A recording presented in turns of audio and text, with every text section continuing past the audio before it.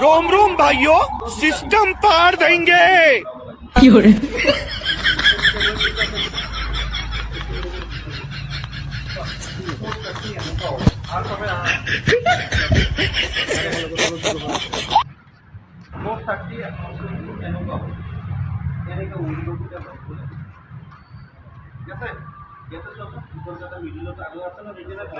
এইটো 5 degree increase হ'ব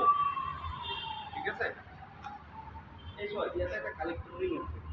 এই ৰিংটো বিয়াৰিং ফিক্স হৈ লাগি যাব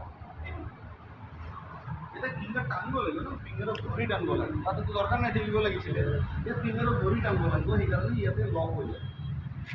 ঠিক আছে ৰিলিজ বিয়াৰিং এনেকৈ থাকিব এইটো এটা তলত বহিব যেতিয়া আহিব দেখাই দিম কোনো কথা নাই তলত বহিব আৰু সে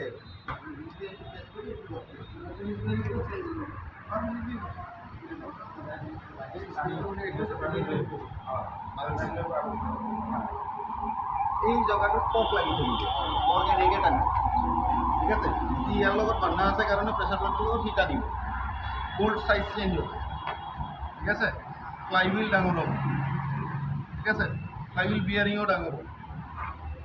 তোমার ইনপুট স্টার্ট পর্যন্ত চেঞ্জ হবে বহুত কিটা আছে কনভার্সন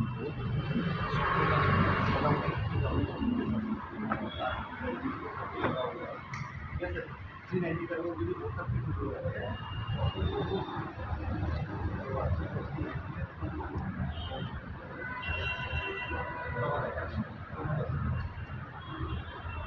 ক্লাসিক প্রেসার প্লেটের দাম মোটামুটি 38,000 ক্লাসিক প্রেসার কস্টিং লাগে কিন্তু কোয়ালিটি পাবে কাস্টমারে ইন্টারেস্ট পাবে ঠিক আছে বোল্ট টাইটেনিংৰ কিছুমান নিয়ম আহিব যেনেকৈ একবাৰ 100 ডিগ্ৰী টাইট দিলা তাৰপিছত 25 ডিগ্ৰী আৰু ঘূৰাব লাগিব বা 120 ডিগ্ৰী ঘূৰাব লাগিব এনেকৈ নিয়ম ডিগ্ৰী তোমাৰ সেয়া লগোৱাৰ পিছত এনেকৈ হ'ব এইটো এনেকৈ লগাই দিলা ৰিলিজ বেৰিং পিছত এনেকৈ ঠেলি কিনে লক কৰি দিয়ে কেবলটো আছে কেবলটো ঠিক আছে এই প্ৰেছাৰ প্লেটৰ তলত এটা প্লেট বহিব এই প্লেটটো তলত বহিব আৰু তাৰটো ওপৰত থাকিব ঠিক আছে ৰিলিজ বেৰিংটো প্ৰেস কৰি এইটো লগাই দিলে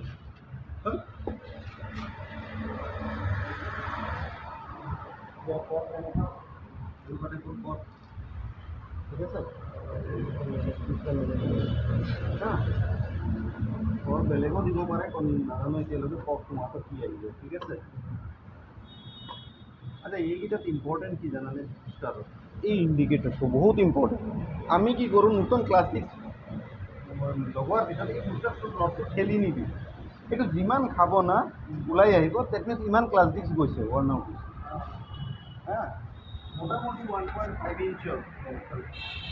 এক 1.2 ইঞ্চৰ আহি গ'লে ক্লাছ 6 আহি গ'ল